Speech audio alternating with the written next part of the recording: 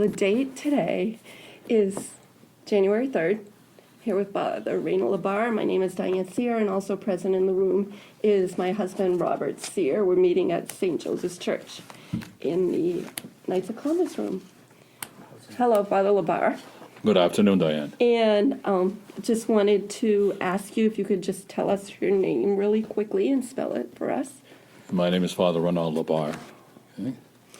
And I have a lot of questions. I'm sure we won't go through all of them, but I'm going to do what we can. Good. The first question was about your childhood and your youth.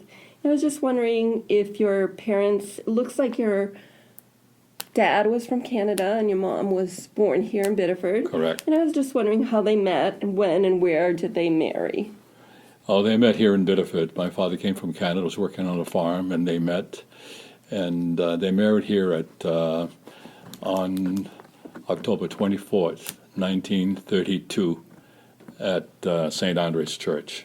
In St. Andrews. Right. Now, when your dad, I was going to ask you, when your dad came to the U.S., when did he come and what did he do for work? Well, first of all, he worked, I think, on the farm in the Scarborough area. And then he came and I guess he found the parish of St. Andre's because it was a French-speaking parish. So he was French-speaking, and that's how they met. At church. Right. And then when they married, they moved in with my grandparents on 10 Piersons Lane. Okay. So that's where I was born, July 6, 1934, 2 years later. And my father worked in the Saco-Lowell shops from the very beginning until he retired. Okay. He was a molder in a foundry. So he always worked there. Always worked there, Did right? he tell you a lot of stories about working there? Not really. My father was not a very outspoken man. He was very quiet, very, very quiet. And we heard nothing from him. He would come home from work and he would read the paper, and we would have supper. He would listen to the radio in those days, and then after a while, later on, he would watch a little TV, then go to bed. Yeah. And he got up early in the morning. He was up around 4:30 thereabouts to work. So They were long days. they were long days, yeah. Did he ever become naturalized? Yes, he did. He became a naturalized citizen. I don't remember what year it was, though, but he became an American citizen. But Yes, you he did. remember that happening? Oh, yeah, It must have been a big deal in the family. It was. So your mom was born here. Were her parents immigrants to Biddeford? Her parents, my grandmother came from Canada, okay, from the eastern townships outside of Sherbrooke, St. Isidore. That was the area. And, but she grew up here. Okay, they lived a while in Rumford also, but most of the time was here in Biddeford, so, okay. Now, did your mom work at all before she was married? No, Mom, worked at home, so took care of the house and the home, and after a while when we were in school, I remember she started working in I think at Pepperell Mills way back when, but then it became too difficult. There were 3 kids at the time, and so my father says, no, you stay home, I'll work, and so. So you were born at home? I was born at home. At home? Yeah, Dr. Levesque. Oh, I remember. Dr. I remember Levesque. the name. Yeah, Dr. Levesque, yeah. And he brought me into the world at home. All 3 of us were born at home. I was born in 34, my other sister's 35, and the baby was born in 41. But we were all born at 10 Piersons Lane in Biddeford, Wow. right at the house. So you were the oldest? I was the big oldest. brother? The big brother, Yeah. yes. I have one of those, too. Yeah, okay. Right. So did you live in Saco at some point?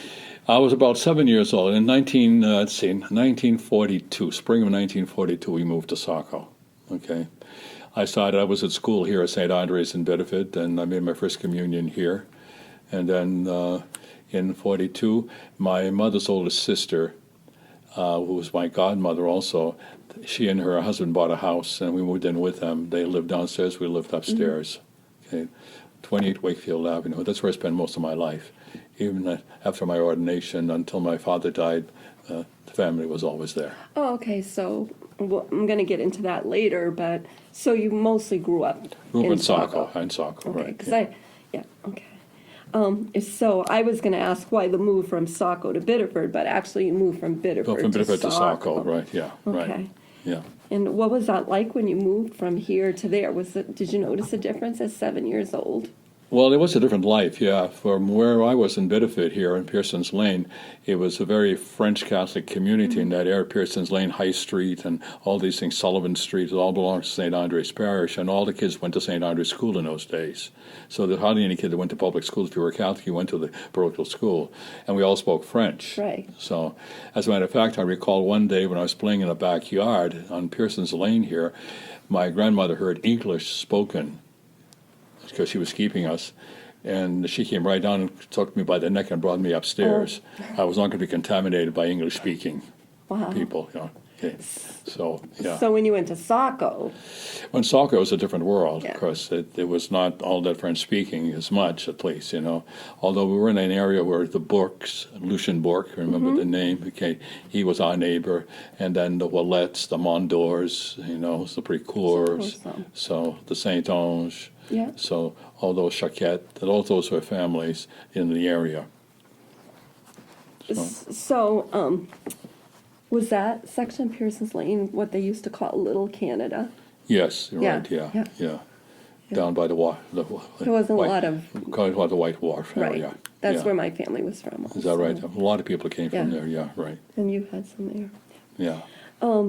So what was the daily routine like? It's one of the questions I had, and I know I'm jumping around, I'm a little It's okay, nervous. fine, no problem. Was who else, did other family members live with you? And it sounds like Yeah, my grandmother were. and grandfather lived with us, so, you know. your mom's parents? My mom's parents, yeah. My grandfather, my mother's father, died when she was only young, 6 or 8 years old, and my grandmother remarried. So Louis Roy, that was the name, Louis Roy. Louis Roy. And so they lived with us. He died in 41, okay. Oh. So, So he must have been pretty young when he passed away. yeah, he was not that old. Yeah. And as a matter of fact, he died on Pearl Harbor Day. Uh-oh. I recall it was a Sunday, December the 7th. He got up from his nap and he dropped and he died right there. Yeah, so, yeah. What was the routine like at home growing up? Like, who did the cooking, the cleaning? Did you share a room with someone? Well, I had my own room. I was a boy, so I had my own little room. My sisters shared a room. And, yeah, we all had chores, you know. As I grew up, we all had our little chores, you know. So helping with the dishes and, you know, and sweeping the yard or other little things like that, home chores, and taking the dump out, the garbage out, you know. Yeah. So all those things, we all shared those, yeah. When we were interviewing another person, she was talking about how they had a telephone and nobody in the area had a telephone at that time. Oh, is that right? Did Yeah. you have a telephone, a radio? We had a telephone when we moved to Saco. We didn't have a phone in Biddeford, okay, and we had a phone in Saco, but it was a 3-party line or a 2-party line, whatever they called them in those days. And I know that we had our ring was 2 rings. It was 2 rings. It was us. If it was 1 ring, it was the neighbors. So we didn't answer. And in those days, you had no privacy. Of course, you could pick up the phone, and if they were on the line, you could hear their conversation, you know, and you hung up until they got off the phone, and you could dial, you know. So. And also, did you have a car, a vehicle? Did you need No, one? not till later on. I think I was in high school when we had a car. We walked everywhere. We walked. Yeah. And we took the bus. So they had bus. Had bus buses in those then. days, yeah, right. City bus. And what kind of foods? What would a typical meal be? Oh, well, we always had 3-course meal. You know, there was always like a soup before, and there's always meat and potatoes and a dessert, you know. Yeah, dessert. Oh, dessert was always a part of the meal, yeah. We didn't have that. No. So when you It was were all homemade, by the way, too. Yeah, My mother made of it all course. from scratch. Yeah. Were you taught any trades or hobbies when you were growing up? Did you? Not really, not really. My father said was a very private individual and quiet man, and like I never saw my father share any emotions until the day I entered the seminary. Okay, he was stoic, and you know, big boys don't cry and keep a stiff upper lip and all that. He was a disciplinarian, you know. So, and it's a sense I feared my father more than loved him for a long time. Yeah. Because he was the one that applied discipline. My mother would say, if you don't behave, wait till your father gets home, that type of thing, Heard that before, right? Yeah. So, although he never did us any harm, any bodily harm, so that was not the case, Yeah. But when he spoke, we listened. You listen. Yeah.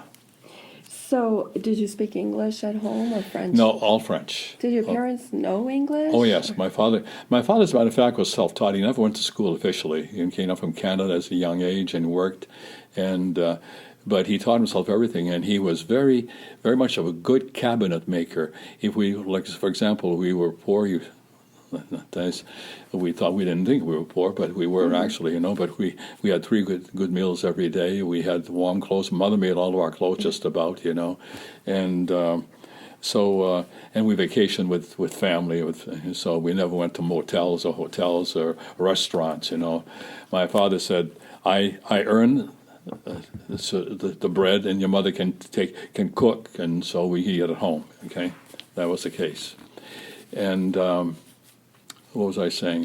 You were talking about cabinets. Yeah, he was, in those days, remember the wish book that Sis Roebuck put out, the wish book? And, of course, the toy section was a great big section of that thing. And we would see things in there, and my father would take notice of things we did, and he made it for us. Wow. He made it for us. So he worked. We had a shed attached to the house, and it was cold. It was not a heated shed, but he worked there every single night. In the cold, and he made all these things for us. Wow. He made lamps for my mother. He made end tables and coffee tables and the phone booth that we had, and you name it, he made it all for us. So that's he was great. very, very handy. Yeah. Self-taught. So you went to Notre Dame. Went to Notre Dame School, graduated there in 1948. Yeah. So one of the things we were just talking about recently is you must have an attachment to Notre Dame Church. You must have gone to church there. Yes, that's where I did. That's where I made my confirmation. That's where I had my first Mass after I was ordained. It was Notre Dame Church, yeah. Was it very difficult for you when they closed the church? Yeah, it was difficult to see it close. Like all the churches I had, for example, St. Andrews, I was baptized, made my first communion, and that closed. Notre Dame Church, of course, I was there, I confirmed there, I had my first Mass there, and that's where I grew up, went to school there and everything else, so that closed too. So, so all these parishes that I knew closed, so it was kind of sad. Yeah. So how do you feel about, we had the discussion about the grotto. Oh, the grotto. Well, they're fixing some kind of a grotto in here. It looks pretty good from what I gather. It's not going to be the grotto that we once knew. The grotto, and I was very attached to the grotto in Saco because whenever we had holy days, a lot of action centered around the grotto. Mm-hmm. The creche, for example, when we had the creche in Notre Dame at Christmas time, it was in the grotto. That's where it was. Okay, and we had life pageants in the grotto for the coronation of Mary in the month of May, the school kids. But we had processions there, and we had rosaries there, and so it was very, very. In those days, we were very involved with the parish. Okay, the parish was a central part of our lives. Okay, yeah. Yeah. So, I was just thinking, with the grotto coming here, at least it's. Well, at least they preserved the statues and the grotto. The sense of the grotto is going to be still here, right? Yeah. Now, when you were growing up, did you go back to Canada on some of? You said you stayed with relatives. Oh yes. We would go back to Canada, especially when I was in high school. That's when we started going back. And when I was in high school, and we were old enough to travel. What was that like when you'd go up there and meet your family and cousins? Well, it was different. I was amazed the first time I went, and I said, it was just like the United States. I thought it would be so different. I was in another country. I thought everything would be different. The trees, the thing, the people, and everything else. I said, just like home. And we spoke the same language, so we all spoke French, so it was just like home. So really, yeah. Did they do the réveillon? The réveillon, yeah. Well, we had a réveillon at home every Christmas Eve. Mom was the one that hosted it, and the family would gather someday, play cards early in the evening, a big gizout, and then many times, many of us would go to midnight mass. Okay, And then we'd have the réveillon at the house, pork pie and the whole bit, The table was set like I'd never seen it before, It was really quite the thing. Mom would put out her best tablecloth, but she'd also put a clear plastic over it so it wouldn't get dirty, That we do know. Yeah. So were all the holidays like that growing up? Yes, all the holidays were pretty well festive and celebrated at home with special foods and And your family? the family, the families. Has that changed at all? Were there any special traditions that you used to do, or? Well, the traditions have pretty well died off. There's only me and the older of the two girl sister. My other sister died last year. The baby died. So I come home, but it's not the same thing anymore. Of Right. course, the family's all gone. My aunts, my uncles are all dead, and everybody is scattered. The other relatives, the cousins, they're scattered all four corners of the United States and Canada. So they're everywhere. So we don't get together much anymore. So the family has really dwindled to almost nothing. Did you, one of the things I've realized, not with my grandparents, but more his parents, they had a lot of superstitions. Did you have that Oh yeah, in your oh family? yeah, superstitions. Oh yeah, if a bird hit the window or something like that, someone would die in the family within a month or a year or what have you. And if the rocking chair was rocking, and this type of things, those evil spirits, or Is that a French-Canadian thing, do you think? Well, I think it is. I'm not sure where that came from, but it was very much part of that community. Yeah, right. Yeah. So you were exposed to Oh that yeah, too? oh yeah. We had And- superstitions. One of the things that my family in particular were very musical. Yeah. And that was also part of the culture, I think, of the Music was a very Francos. important part of our culture too. Even though there was no formal lessons in music, everybody played. It seemed. I had uncles that played the accordion, they played the violin, that played. My aunt who never took a lesson in her life, and she played the piano like you wouldn't believe. And she would accompany, and my uncle would play the accordion, they played the violin, and they'd square dance, and they'd jig, in the house. And Yeah. I don't recall any holidays without music. Music was always an important part. It was not recorded music either. It was live music. Right. They made it themselves. You would yeah. get together. Now, did you play a musical instrument? I learned to play the piano by myself as Yeah. a kid. Yeah. So I played the piano. Yeah. Both my sisters took lessons, but they were not musically inclined or didn't care for it all that much. They took lessons because they had to. Yeah. I wanted to take music lessons, but I was a boy, so therefore it was not for me to take. I was to do something else. So do you still play, though? Well, I did play, but I don't have a piano anymore. So it's been a few years since I played. Yeah. Yeah.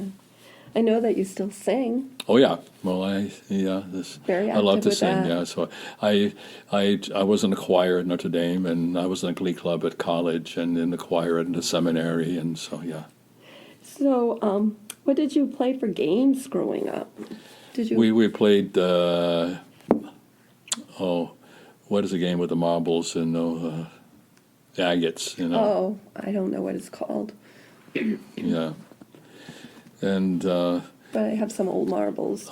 Kick the can, and we played tag and hide and seek and all those games. All the traditional Cowboys games. and Indians and run. We played outside a lot as kids. Unlike the kids today, we were outside all the time. Mom had to get us in at night when it got dark, hollered us to come in because we were outside. And we didn't have the computers and iPads and iPods and iPhones and what have you. So you did skating and sliding. And Skating, I skated a lot at Westbrook Skating Rink. I was gonna ask if you went growing there. up, I went there every winter. Yeah. Were you one of the speed skaters? No, I didn't speed skate, but we skated. Yeah. So. One of the questions I had were, I have a lot of questions, but did you notice any discrimination growing up? Were you afraid at all growing up in this area? No, I was not. In those days, I must say that it was all inclusive, and I had no enemies because I grew up in a very French Catholic community. So all my friends belonged to the parish and all went to school together. So so there was no. I don't recall any discrimination whatsoever in those days. Yeah. And I'm going to get into this a little bit more later, but do you have any memories about wartime? Because you would have been about 5 to 11. Yeah. Wartime. I remember what I remember about wartime is the rationing. You do. I remember the rationing very much. I remember standing in line for a quarter pound of butter. Okay, standing in line in Saco at the butter store, ascending line. And I remember eating horse meat because we couldn't get regular meat, so we had horse meat those days too. So, yeah. And I remember also that the lights, we had dimmers on the high beams on the cars. We had to put black tape on the top, half of it was cut by black tape, black masking tape. So the lights would not flash up, only flash down. So, I wonder why they did that. Well, because they had spotted a Japanese submarine or German submarine off the coast of Old Orchard way back really? when. Yeah. So we were on the coast, and therefore we were, and even all the lampposts had shades around them, so they would only shoot down and not spread out. So, yeah. I had never heard that. Yeah. Oh, So, yeah. scary. Yeah, it was scary. Yeah. Yeah. And we had sirens. We had blackouts every now and then, to practice for wartime in case blackouts. So then all the lights would go out. The fire siren would ring, and we'd all have to run to the house. And yeah, Now, do you remember the fire of 47 at all? very well. Did that affect I was at school because I was in 7th grade, and we were out of school, and we collected brooms for the firefighters. brooms? To put out the lawn fires and what have you, and everything else. And so I remember that they had that too. So Did you see it at all? Did it? I didn't see the fire at all, but I saw much of the smoke. Yeah. Because the smoke was all over town. Yeah, so I could smell it. I know that people were coming to this area, and the fire was coming here Oh too yeah, at the same absolutely, time. absolutely, yeah. There, in 1955, there was a big centennial in Biddeford, but you were probably living in Saco then. Yeah, I was in Saco then. So yeah. no recollection. I don't of that. have too much recollection of that. No, I'm not involved in that. And who is the biggest? Who would you say was? Were there people that influenced your life growing up? Politicians, nationally, otherwise. Well, I guess it was mostly family. We looked up to family because there was no TV, and we didn't buy too many magazines of that sort, so we didn't have any of that. No TV, so really we were homespun, and home was the place where we lived our lives, and those are the people that influenced us. Yeah. Yeah. It's too bad it's not more like that now, huh? Yeah. No. Right. Now I'm going to talk a little bit about school. What was a typical? So you went to St. Andrews, but not for very long. Yeah, just in the 1st grade. Okay. And then you went to another Catholic school. Oh, you went Notre to, Dame in Saco, right. What Same was it? sisters, same community of sisters. Which as the sisters were those? Sisters of Presentation of Mary. Yeah. The same sisters that we had at St. Andrews were at Notre Dame in Saco. So there was not much of a change because the curriculum remained pretty well the same. We had a half a day of English, half a day of French. Oh, you did? Yeah. And it's interesting because we belong to two nations. When we started off in the morning in French, we'd sing Au Canada, all in French. Mm-hmm. Au Canada, terre de nos aïeux, ton front est saint, de fleurs glorieux, et ton nom est une épopée des plus brillants exploits. So we sang that. The reason being that the people who came to Canada from Canada here, it was the intention not of staying here, but of earning a living, earning money, so they could go back to Canada and have a better life. Excuse me. Sorry. No problem. So therefore, we were part of that. We're part of two countries. The idea our parents would go back. Actually, they went back. We went back with them too. So what was I saying? No, We were talking about when you started your first. The first parish, huh? Yeah. And St. Joseph and Brewer. So, as I said, my family, we never traveled much, but to Rumford, that's all we traveled, and we didn't go anywhere else, but we visited family. I said we were poor. We didn't have any money to spend on anything else. That's all we did. We visited with family, stayed with family, so it was cheaper that way, Yeah. So I didn't know. And I had to buy a car. I had not a car then. I was 25 years old, but, I was driving, but now I needed a car. So I had to go shop for a car. So I bought my first car. It was a 2-door Fairlane 500, the Fairlane, the simple Fairlane, the 500, the Fairlane, the 2-door, 6-cylinder, the stick shift, and I had undercoating, and I had an AM radio, and then nothing automatic. I paid $2,000 for the car. That's a brand new car. Can you imagine? Then I went off to Brewer. And I finally found the parish. Mm-hmm. After much traveling and asking around, I finally found it. We had no GPS then, of course. Just maps. Yeah. So one of the questions we had what was it like? Because you said you were replacing or taking over for somebody who had been there who was ill. Yes, Had right. probably been there a while. Right. What was it like to build relationships when you got to a new community and they were so probably very dedicated to their prior pastor? Well, this was not the problem because he was not very well liked. Oh, okay. Yeah. So he was kind of a stern man, you know, very harsh on himself and on others too, you know. So grew up in that hard school. So because I was a young priest at the time, and it was easy to fall in love, and for me to see people. I played a lot with kids and everything else, and he was much older man, so therefore they didn't have that at all. So I was much more youthful, so engaging. Yeah. So it was really good, but it only lasted 3 months. And then where did you go? Then I went down to Sainte Marie, French parish in Lewiston. Oh, okay. Lewiston. It was now the French Cultural Center. Mm-hmm. Okay, Franco-American Cultural Center. Yeah, the reason being because they needed a French-speaking priest, and out of the class, I was the one that they could send.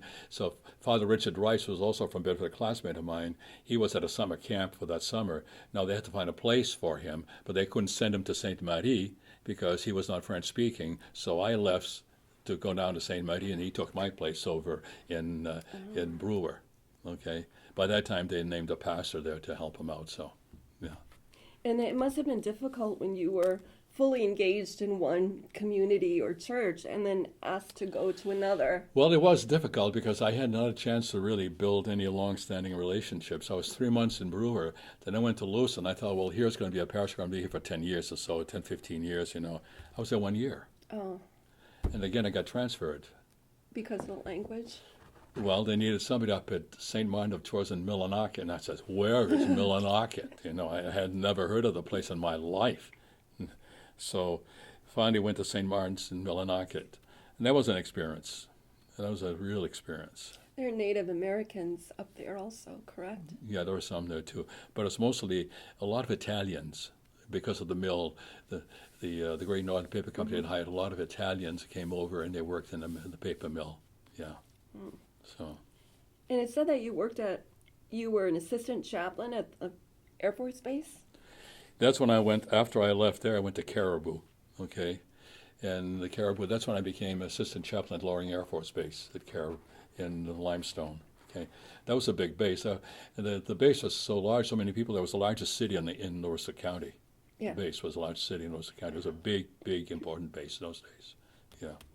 So that was interesting because I met a lot of airmen, and I used to go to the USO club one night a week. There was a USO club in town, and so I was there shooting pool with the guys one night a week, you know. There was something that you wrote here, and I didn't know what it was. The Labarre? Labarre. What is that? Labarre, okay.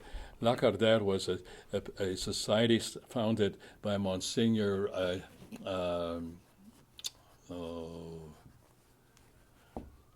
Decadi. Oh, okay. Arthur Decadi was the pastor of St. Andre's in Biddeford. Labarre was an organization of men, a sobriety club. Oh, okay. Okay, so, and they had the women's part, Jeanne d'Arc. The woman was Jeanne d'Arc, and the men's group was Labarre, named after Father Labarre. He was a Dominican preacher. Okay, I had never heard of it, so I just wanted to ask you. Yeah. So it was a sobriety thing, so yeah, no drinking. And my father, that was a condition my father had placed on me to get my license, that I would join Labarre. Oh. So to be sure that I would not be drinking. I was going to ask if you were in any other organizations or clubs as a teenager or growing up. No, pretty well that was it. Because you were working. I was working, yeah, so that was working, yeah. What are your recollections of the Good Shepherd sisters and their role in the city, and the other sisters in the city? Well, my role with them was mostly they were educators in those days. That's all they did. So they were all in the schools. So all the schools were taught by them. And We had the Mercy Sisters of St. Mary's. We had the presentation at Notre Dame and at St. Andre's. We had the Good Shepherd Sisters of St. Joseph's Convent. The Brothers of Sacred Heart at St. Andre's for the boys from the 5th to the 8th grade, and the Brothers of Christian Instruction of the boys in the high school. So it was all. So my recollection of the religious, both men and women, were educators. Yeah. So, we already kind of talked about how you felt when the schools and the churches were being closed. It must have been tough. How many times did you serve here in Biddeford? Just this last time? Or Yes, had right. you been here before? No. My first time was when I came here in '93. It was unheard of to go back to your own parish, you know. So, and when the bishop,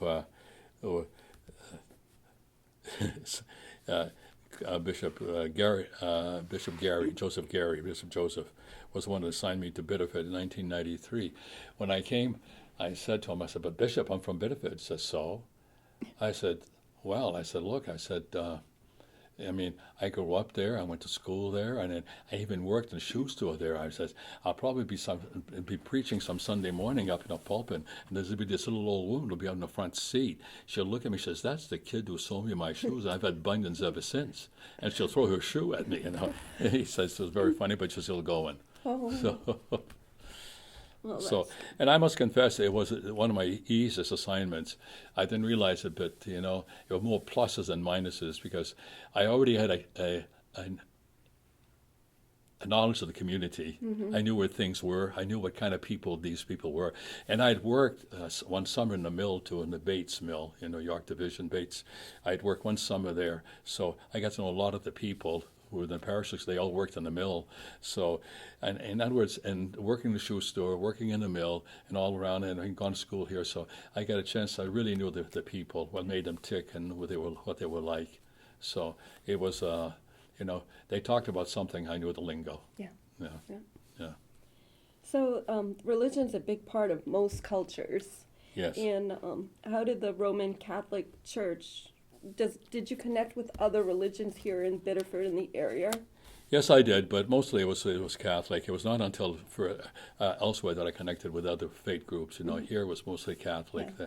There was not this sense of ecumenism here because the community was prominently and dominantly Catholic, so there was not this need to share. Everything centered around the Catholic Church. It seemed in those days. And did you ever notice the segregation or differences in the churches, like? Oh yeah. We knew. Some people say, "Oh, you belong to that parish, you belong to that church." Well, you do this, you do that, or there are certain customs. You're Frenchy, and you this or that, or what have you. So yeah. So when you were growing up, you noticed that also. No difference. Yeah. Right. Yeah. Okay. We've heard the stories about the Irish church. Yeah. Sure. Yeah. Right. Yeah. So did you have any stories to share about the history of St. Joseph's Church or any of the other churches here in the area? Oh, no, not really. You'll have to think about that one.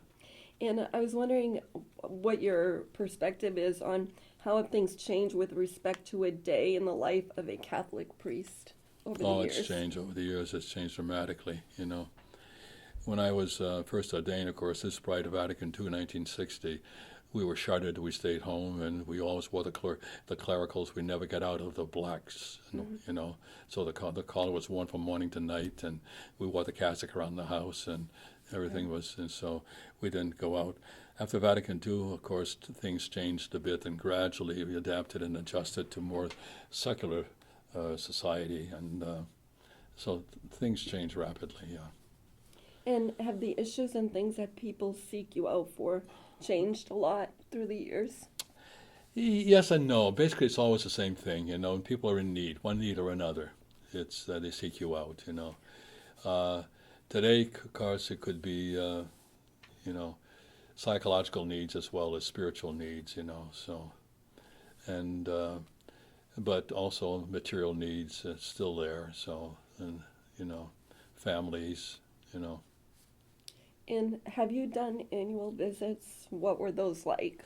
Oh yeah, I used to do parish visitation, and that was done for quite a few years. And was kind of interesting. And I value those in a sense, and they gave you an insight into the parish, what it was like.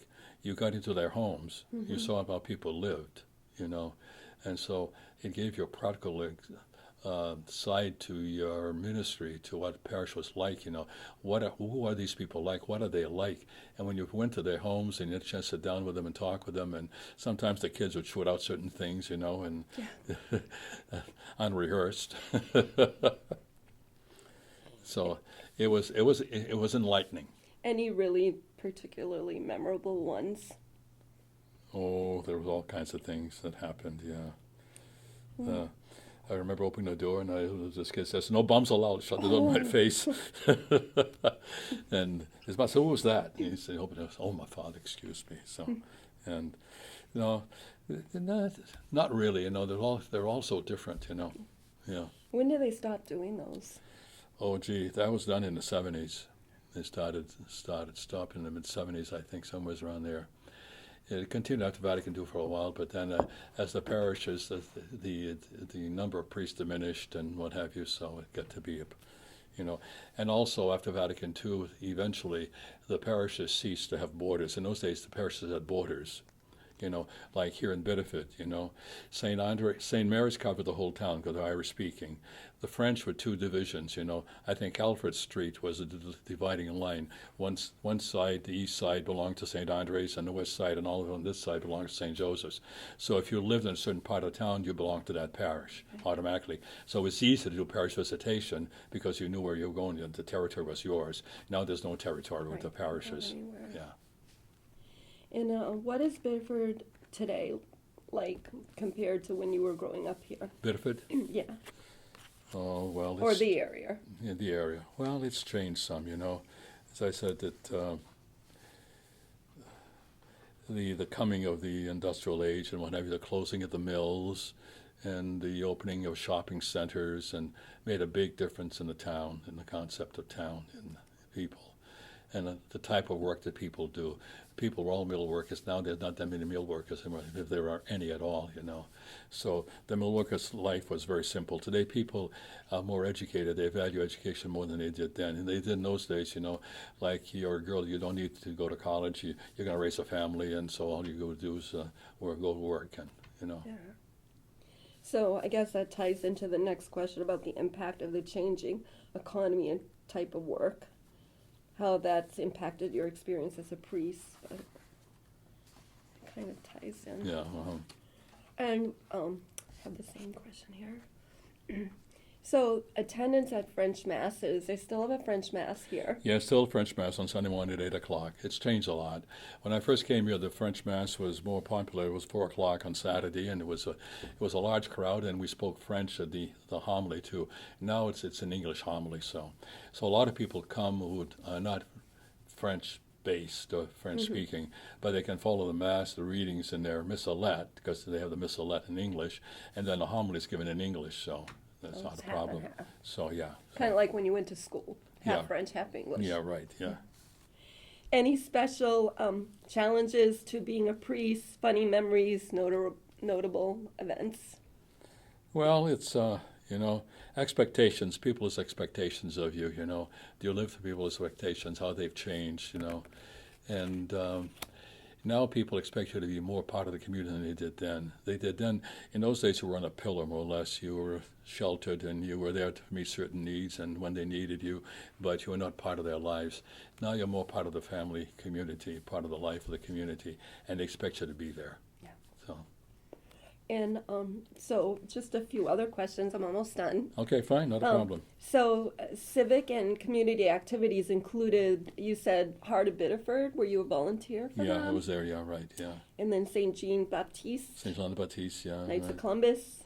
Knights of La Columbus. Cordie. La Cordie. And you still singing with the Tri-City Chorus? No, I don't anymore because I'm not here in the winter months, So you're not here for rehearsal. Yeah, right. In Loring Air Force Base. I didn't know if you wanted to elaborate on any of those. No, it's just, all part of the life of the community, so. Yeah, and we asked about how would you describe Biddeford today? Why should people want to come here or stay here? Well, it's still a good basic community. from the natural point of view, you're ideally located. You have a place here, a nice little town, okay, that is situated close to lakes, mountains, ocean, and you're close to the city. Portland is just a hop and skip away.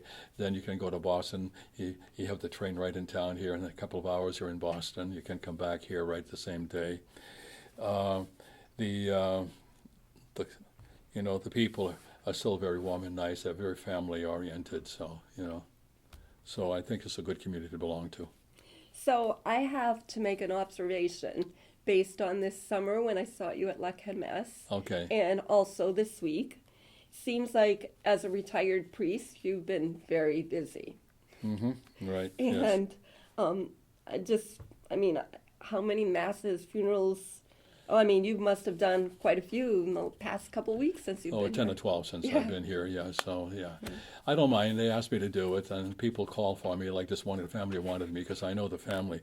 So I've been here since 93, and as I said before, I grew up in this community, so I knew a lot of people. So I have classmates and still around here in town, and from grade school, from high school, and from college. And then having grown up here, it's home.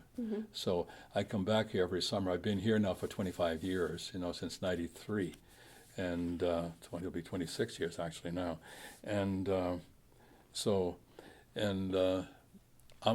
because I'm a shy person anyway, so Oh, yeah. I'm sure. So, and I go out a lot, and I go out to Dunkin' Donuts every morning, so I meet people there. I go to different places, and so I go to McDonald's at night some nights, have a coffee with some of the guys there too. So that keeps me in touch and in communication, and I meet a lot of people, and so when the time comes, they know me, so they call for me. So, and I don't mind. I like what I do, so I like my job. Still enjoying the sunshine in Florida. Absolutely. Yeah. We're leaving tomorrow morning. What's it like to be at this phase of your life? It's good. It's good. I feel comfortable because my health's been relatively good. At my age, I still manage to do quite a bit, and so my eyesight's still good. I can still hear. I can still walk and talk and move and do a lot of things, and so I'm able to. So and I like people. So yeah. What is something people might be surprised to find out about you or your life in this area? Well, I used to be an artist. Really? I painted, yeah. I haven't painted in a number of years. I'd like to go back to it sometimes, But I did some paintings. Do you have any of your paintings around? No, I gave them all away, sad to Oh. say, There's some in the parish, or some people, I saw them on their walls. They have them hung on their walls, so. Did you use oils or? I would use tempera. Yeah. Yeah.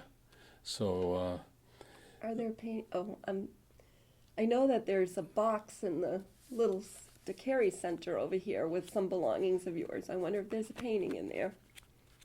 We'll have to check. oh, yeah, Check on that. yeah. Where's that in the It's the old credit union. old credit union, is that right? Yeah. Oh, some stuff under mine is in there? Yeah. Oh. Well, we can talk about it afterwards. Oh, I don't dare do that again. What is something you want to make sure that people take away from hearing your story today? That I love Biddeford, and it's a good community. Enjoy it and enjoy your faith. And anything else that you'd like to share that we didn't ask about? No, not really. I think that's pretty good. You covered it pretty well. Well, I really hope that we recorded the section on the school, but Okay. If not, let me know and we can do it again. yeah, that would Okay. be great. Thank Okay. you so much. My pleasure, Diane. Thank you. Thank you. Bye.